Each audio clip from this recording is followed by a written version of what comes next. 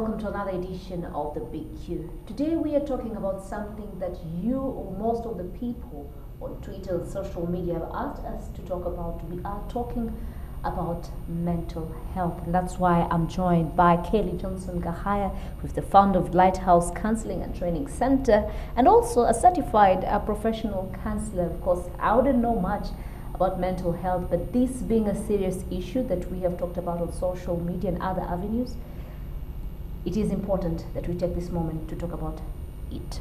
So welcome to the show, and thank you very much for making time to be with us, Kelly. Thank you so much for having me. So when you talk about mental health, it is usually attached to mental illness. What are the two things different? Is mental health different from mental illness? Or if I'm mentally not well, that means I'm mentally, how do you put it? The differentiation. Yeah. I think mental health, we all have mental health. I think it's more the generic kind of, how is your mental health? Like, how are you feeling today? It's kind of a general, broad perspective. Mental illness is something where my mental health isn't doing very well. So that I would distinguish the two of them like that. And there's variations of mental illness that many people experience actually worldwide. So variations of different forms of mental illness as well. But I think mental health is just how we all operate in our daily lives. Mental illness would be diversions of that. So now let's focus, of course, now on mental health, which is the main issue here. I'm sure there are various types of mental health, like you've mentioned. What are some of the different types of mental health that we have? And you, of course, as a therapist, when do you know, okay, this is going the wrong way? Yeah. So different versions of mental illness would be things like depression, anxiety, bipolar, schizophrenia. Though mental health would be more like, days where I feel good, days where I maybe don't feel so together, so good. And I see a lot of people in my office more so dealing with depression and anxiety. Stress can also be a very significant mental health concern, and it can lead towards, depression and anxiety as well. I think a lot of people actually struggle with stress and they don't even really realize it, and how if it's not treated, it can actually lead towards depression and anxiety as well. Wow. So basically you're saying it is normal to wake up and not feel okay today, and normal for me to wake up and feel better tomorrow rather, and then when do I draw the line and say maybe I should go check out this? Yeah. I think that is normal. I think we all have those days, especially women, particularly with our hormone cycles. Depression gets really impacted for women depending on their levels of hormones at that time. I think that when it gets problematic is when it's persistent. For something like depression, you need a consistent 2 weeks of feeling like I'm not able to do the things I usually do. I've lost interest in daily activities. I can't get out of bed. It's a persistent, longer-term feeling of lowness and sadness, and maybe low sex drive or low interest in conversing with people. It has a variety of different aspects to it. Sometimes and eventually it could lead to suicidal thoughts. Of course. Now, also let's now look at the facts and figures, because from the World Health Organization, we have them saying at least 800,000 people lose their lives to suicide every year. Yeah. Which is also related, could be related to mental illness. Yeah. Let's talk about that, and seeing that the age bracket is also scaring, which is between 15 and 29. And 29. Give us some of the facts and figures, of what this entails. Yeah, I think that they're saying that about 60% of the 800,000 number that World Health has come up with is about depression and other mental health disorders. I think that when you're reaching a place where you're suicidal, you are already struggling with not a clear mind. And you're also struggling with an amazing amount of just overwhelming sense of, what would I use the word as? There's nothing. I have nothing left. I'm so desperate is the word I'm looking for. they're in such a desperate state that they can't grasp anymore a sense of maybe even reality. So there's depression would lead to that. Sometimes it's severe, as I said before, anxiety also is a major contributor to that as well. I think that particularly if you're talking about suicide, I think people have lost hope. And so I don't always like to just deem people stamped with a certain mental illness, but more so like what are the factors that are contributing to this? There's often a lot of loss of relationship, loss of maybe identity, loss of job. Maybe people are struggling with a sense of themselves, and so that can lead into those depressive episodes and then into even suicide as well. I mean, 800,000 people per year in ages 15 through 29. So this is a really big thing that's impacting. I mean, that's our major time of development of our identity, right? Yes. You think about when you're 15, how much you know about yourself, or maybe don't know about yourself, and then how that starts to develop through into our mid to late 20s. This is a really formative time of life, and so we're much more impacted, I think, by how the world views us, how our peers view us, how we're making our mark on the world. Do I have hope for tomorrow? And then when those things are being impacted or being, like I would even say, pulled on, it can really impact our mental health and our ability to think and see clearly. But what would you say? Let's take a very good example, of course, the post-traumatic stress disorders, which is also part of mental health. And of course, knowing the Rwandan history, after the 1994 genocide that was perpetrated against the Tutsis, the age bracket falls under this. Most of the young ones right now we see are the ones who are struggling really with mental health. As a therapist, where do you start from? When you meet them or when you talk to a young person, where do you start from? Well, there's twofold questions there, I think, is what I'm hearing. One is, this age bracket of people, and you're talking about post-traumatic stress disorder, but you're also talking about where do you start as a therapist. The first part, I think, with post-traumatic stress disorder, and you're saying like the impact in the younger generation, I think that we have generational, or we can carry generational trauma down with us. So some of the post-traumatic stress disorders that we're noticing in the younger generation is sometimes we can be taught it, or someone else that's older than us that maybe lived through the genocide would have experienced the trauma, and then we can pass on trauma. We can pass on the emotional reactions we have to our past experiences, our feelings about that, our exposure. That can be passed on in utero for babies that were maybe inside mothers during the genocide.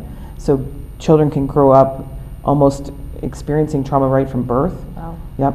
And then it can be learned. It's almost it's exposure to another person who's traumatized. And so that's why we're seeing a lot of people maybe that are younger that have post-traumatic stress disorder that maybe didn't have actual experiences in the genocide, but almost learned it. When we have exposure to, like you can think about this from the Holocaust too. There was a lot of people that, I was talking to a woman who shared about growing up in a community of Holocaust survivors from Germany, and she said, we grew up being in fear. Though we didn't live there ourselves, we grew up just being so fearful and terrified and traumatized all the time because of the stories we kept hearing. So I grew up as a traumatized person, is what she said, though I never lived through it myself. But growing up in a community of older people who shared stories and were experiencing those things. And so this is what we see also here, I think, in Rwanda with the genocide and with the younger generation. Did that answer that question, I think? So the second part is, where do you start with people? I think when it comes to counseling, you really have to start with someone recognizing that something's wrong with something's not going right with me. Which is not easy, I would say. I think that's very true. Yeah. It's always hard for us to acknowledge that we might need some assistance or some help. But I think if people are experiencing, consistent maybe negative thinking or consistent negative feelings, consistent feelings of I can't do the things I used to do, I can't focus on the things I used to be able to focus on. That's when it's time to start looking to talk to somebody about those things. Counseling isn't about us going out and looking for people who are hurting. We're available for people who can maybe acknowledge that and want to come. That's the first step in counseling always, is that I recognize I need help. When someone comes because someone else recognized they needed help, the process of counseling doesn't always work so well because they think, why am I here? You know, maybe someone else has a problem with what's going on for me, but I don't acknowledge that there's a problem going on for me. So I always get people to make that first initial step on their own. But we have a question. Someone on Twitter said, Felix said, therapy is one of the best way to deal with it, but it is expensive. Not many people can afford it. So how do you tackle this knowing you can't afford therapy? Yeah, this is always the consistent response that we get to. We also are a training center, so I've trained over 150 Rwandans over the last 7 years in how to be a counselor. So we have lay counselors that also work for us. So we provide counseling services at a variety of different fees. If people can't afford it, we ensure that we can provide some level of service for them at what they're able to afford. Maybe they don't see me directly, but they would see one of my graduates from my programs who could provide the same level of care because they'll be supervised by me. So we try to take care of people based on what they can and cannot afford. It's not only rich people should be able to go to counseling. Absolutely. Murarko says, when you talk to the therapist or rather the counselor, please ask her to give us more on facts and statistics. More facts and statistics. I think this is what speaks to the people more. Do you have the statistics probably in Africa or in the country as well? So depression itself is, in 2017, WHO stated that it was 322 million people worldwide that are affected by depression. Specifically in the African region, it's about 9%, so about 29 million. And then compared to North America, with Canada and the USA, where it's about 15%, so about 49 million people. So that would be the statistic of what they're deeming depression. Let's talk about stigma now. Of course, when you say I've been seeing a therapist or I have this issue, you know, breaking it even out to your peers is also an issue as it is, you know. The young ones trying to also fit in, I would say it also amounts to some kind of depression or issues like that. So how do you deal with stigma, or how do you open up and say, yeah, it is what it is? It's not easy, but how do we deal with stigma? I think what we're doing right now is the one way to do it. You know, I think that the more we talk about mental health and mental illness, the less the stigma is so dramatic. I think that historically people have thought that mental illness or mental health problems mean I'm going to Ndera. You know, it means I'm, well, umusazi in Kinyarwanda, right? And I think that if we can start to realize that there's such a large population of people that are struggling in a variety of different ways, and I often think that we get tipped out of balance sometimes. You know, we all get tipped out of balance at some point. You know, maybe I've lost a relationship. Okay, so if you've lost a relationship in your life, you might be tipped. I might be in my bed for 2 weeks, and I don't know how to get out because my heart is broken. You know, so now my mental health has been tipped over, right? So what do I need to get it back in order? Maybe I need to talk to someone. Maybe I need to increase my community. I think we all go in and out of that tipping at certain points in time in our life. I think some people go in and out of it a little bit more significantly, and they might need medication and they might need more in-depth therapy. But I think that the more we can talk about mental health problems being a health problem, just one form of health problems, rather than it being something that is so strange or so only for crazy people. You know, I think it's, if you have diabetes, you're going to take care of your diabetes. If you have another form of health problems, you're going to take care of them. Mental health problems is just another form of health problems. It is. Well, we do take a short break, but when we come back, of course, we keep talking about mental health, and of course now we'll dive into some of the signs and symptoms and how we can protect ourselves before we reach that tipping point that our counselor has just mentioned. So just keep it the big Q.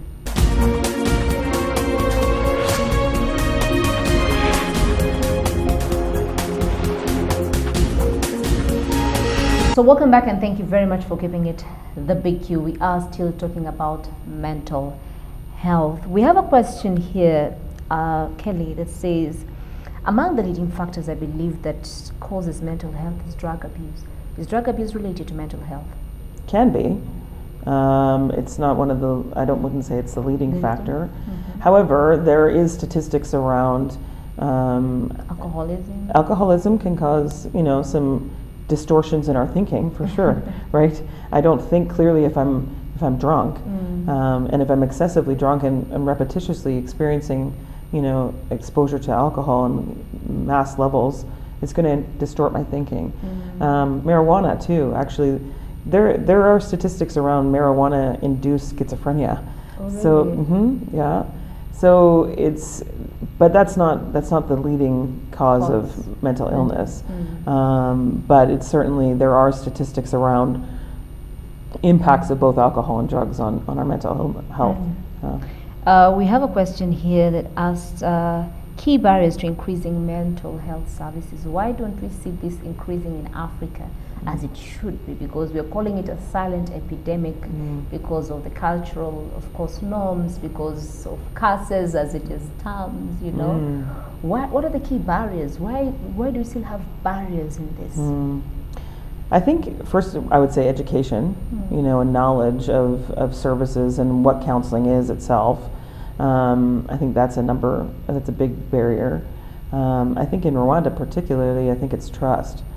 I think it's hard to go and talk to somebody about what's going on with me, and do I trust that they're going to keep my information confidential, or am I, is my story going to be out on the street before I reach home, And so I think for Rwandans particularly, I consistently hear this, that it's a trust issue. But I do also think that if I don't know about counseling, or what the benefits of counseling could be, or how to work through or talk through some of my issues. And I think the third one would be, am I crazy if I go to counseling? Especially if we've had society views of the association of those things, then maybe that would be a barrier too. I don't want to be deemed as a weak person or a crazy person. And I mean, my belief system is that it's not the weak that go to counseling, it's the strong, because they're actually acknowledging, I need help, But as a Rwandan counselor, maybe this is could be one of the confidentiality bit of you, for you rather, but given a statistics or given a labels for it, would you say mental health issues is increasing or decreasing in the country? Here, I think that in Rwanda, I think that exposure is maybe giving us a label for them. Okay. So it might look like they're increasing, but I think that because people are maybe becoming aware, or having a voice, or acknowledging that there maybe are, so I think sometimes when we have education around something, then we might see an increase, because now we're acknowledging that these things are also happening. Okay. I don't think that they have only just risen, because I think that historically there's probably been a lot of things that people have struggled with. But maybe we have more exposure, we're talking about it more, so people are acknowledging these things. I think, though we don't often give a diagnosis, what I notice sometimes is that people are struggling with various, you mentioned demonic or spiritual things, right? I think historically we've also spoken a lot of things about demons. Being maybe part of the issue, and though I believe that could be at some point, I think that there's a lot of more people that are struggling with a mental illness rather than some sort of demonic possession. So, but I think that one thing I do see about Rwanda is that even over the 10 years that I've been either coming here or living here, there's definitely a movement from mourning to a desire for healing. I'm seeing more people access counseling, more people wanting to learn about counseling, more people desiring to learn how to be a counselor than from when I first started coming to Rwanda. I think that there's definitely been a shift. Even after the 20-year mark of the genocide, I've seen a real major shift in people desiring healing and wanting to move beyond some of the pains of their past. Yeah. Absolutely.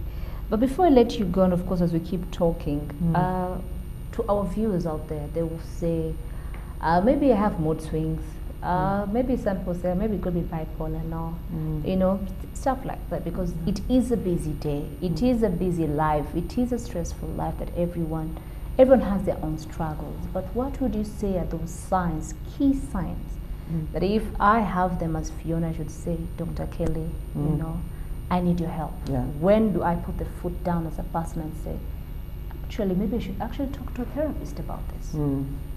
I think when it comes to depression, there's some major signs, and I think I referred to them earlier, but I'll say them again.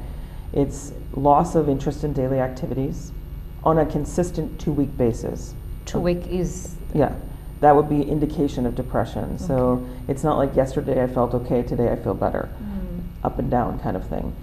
Depression would be loss of interest in daily activities, inability to get out of bed, increased or decreased appetite, inability to concentrate, not being able to focus, kind of having a foggy mind, just like a very low sense of self, maybe some very negative thinking about self. So if I'm noticing those things and it's been consistent for 2 weeks, that's definitely some time to go and talk to someone. If you're having thoughts of, you know, ending your life, it's really important to go and talk to somebody. We're an organization that, and I've been a therapist for 17 years. I've worked with so many people who are struggling with suicidal thoughts. Thinking about suicide is very different than planning to be suicidal. Thinking could be, even if it's a second or a minute of my time, that I say, maybe I should just kill myself, or maybe I should just commit suicide. That's what I'm saying. And some people can be more focused on it. They can be more, maybe I'm thinking about it daily, but I don't have a plan for it. So it's just a thought. It's a thought. It's like, I'm desperate. Go talk to somebody. If you're having problems with alcohol or drugs, if you're having relational issues, I think one of the major areas that I like to focus on here in Rwanda too is marriages. And I think that this is a new area for people to come and access service. But if you're consistently having disagreements with your partner, if you're not able to communicate anymore, go and talk to somebody. These are normal things in relationship. But if you start to talk to someone on an earlier stage than late in the process, healing is much more available, I would say. You know. So what would you say? I know maybe this could be one of our free pro bono sessions. But then how or what would you say are the first 3-4 things at least someone should do when they realize they're actually depressed before going to a therapist? How can they act around their own lives to try and change this before it actually goes further? Yeah. I think first of all, I would say... Maybe you should look into that camera. I think first of all, I would say that the number one thing I would say is don't isolate. Because I think that people want to isolate. They want to be able to step away from community, and I think increasing community is a very important thing, or at least sharing it with somebody, what's going on with you. There's 3 other major combaters for depression, and that's sleep, diet, and exercise. So even if you could get out and go for a walk for 15 minutes, that's going to bring up your endorphins. It's going to actually help elevate your mood. Good vegetables, green vegetables, avocados. Change your diet to increase things that are going to lift your mood. Junk food never does that, though we go to it when we're feeling sad. Absolutely. But don't go to the junk food. And sleep. Sleep, actually having good sleep hygiene would be going to bed at the same time and waking up at the same time. Drinking lots of water. Water is an amazing healer. And breathing. Laying on the floor and doing some deep breathing. These things can really help us to get connected with ourselves again. So sleep, diet, exercise, and increasing community. I think those are number one combaters before you can I would tell you that if you were coming to see me anyway. So free therapy. Absolutely. But one more thing, you mentioned trust. How do I quickly build trust so that I can have that one companion that I could actually tell my issues to, which is not very easy. We have seen family conflicts, we've seen marriages breaking up because someone, I told you my secret went out, I told you I have this disease, you went, how do you quickly build that wall, which I don't know. Quickly, I don't even know. I think trust is built over time. I think trust is built with consistency. And I think instead of saying, trust me, be trustworthy. So if you want an anshuti in your life, some friend of yours that sticks closer to you than a brother, then be that for somebody else. Be the person you want someone else to be, right? And be consistent. Trust is built by, I tell you one thing, I act the same way when I'm out in public, you can see me somewhere else, and I'm the same. When you change who you are with other people, there's no trust in that. And when someone's sharing their story, keep it a secret. I think that this is a big issue that we teach our students. We hammer this in. Confidentiality is so important. In order to keep trust or build trust, we need to be confidential with people's stories. So those would be the areas I would do that with. If someone is watching us right now and they need help, where can they find you? Where can they go to? How can this work for them? Sure. Yeah, you can call 078-433-4988, Lighthouse Counseling and Training Center. You can look us up on the web too, lighthouserwanda.org. That would be the best way to get a hold of us. We can book sessions for you. You can come and talk to us, and we're willing to help with whatever you need. Thank you very much, Kelly, for making time to read us. Thanks for having me here. Well, like you've had the counselor, she said it clearly. Eat, drink well, water especially if you can, breathe in, but more so learn to have a companion, someone that you can trust. Be a trustworthy person yourself, and in return, hopefully you get someone you can trust. But more so, remember, you are not alone. The community is quite big. Find someone that you can talk to and do not let this get to you. Of course, this has been the Big Q. Keep sending in suggestions on what or who you want to see and what topics you want us to talk about on social media at Fiona Mbabazi 1, and of course on Facebook, Fiona Mbabazi, and of course on www.rba.co.rw is where you can find most of our shows. So do keep it the Big Q. My name is Fiona Mbabazi.